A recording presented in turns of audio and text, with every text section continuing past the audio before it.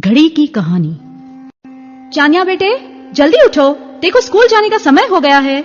Mummy प्रतिदिन सवेरे सवेरे आवाज लगाती है। प्रतिदिन ठीक 8 बजे दूध वाला घंटी बजाता है। प्रतिदिन ठीक 9:30 बजे पापा ऑफिस जाते हैं। प्रतिदिन दोपहर 11 बजते ही आधी छुट्टी की घंटी बजती है, टन टन टन।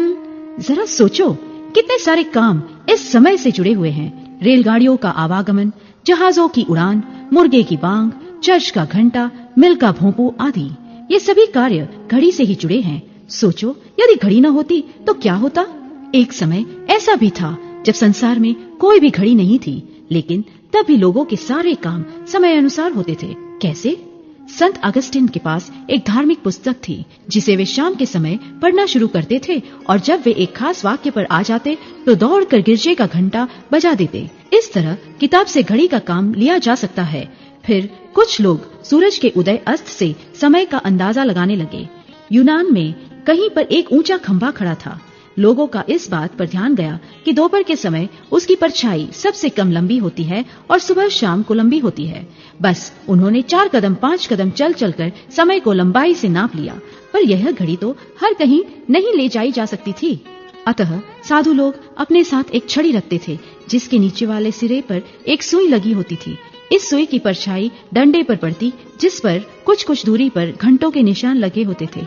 इसे सूर्य घड़ी कहते हैं। सूर्य घड़ी कई प्रकार की थी।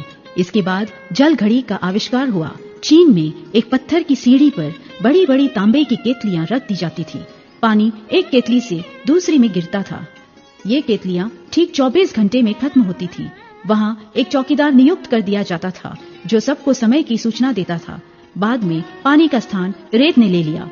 तुमने 1 मिनट के खेल में इस प्रकार की घड़ी देखी होगी। वैसे भी भारत में जीवित घड़ी अधिक प्रसिद्ध रही है, जैसे मुर्गे की बांग।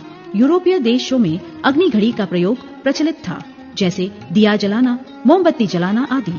चीन के लोग एक छोटी सी नाव में कोयले व भूसे आदि की घड़ी बनाकर उसको धागे से बांध देते थे, जिसके दोनों सिरों पर तांबे की 2 गेंदें लटका दी जाती थी। जब बत्ती पलीता को जलाया जाता तो 1 घंटे के अंदर अंदर आग धागे तक आ जाती।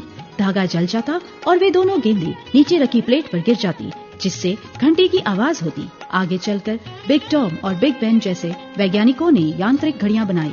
घंटी वाली घड़ी, अलार्म घड़ी, कुंची घड़ी, संगीतमयी घड़ी, हाथ घड़ी व जेब घड़ी आदि अनेक प्रकार की घड़ियां बनती गई और आज तक यह सफर निरंतर चल रहा है।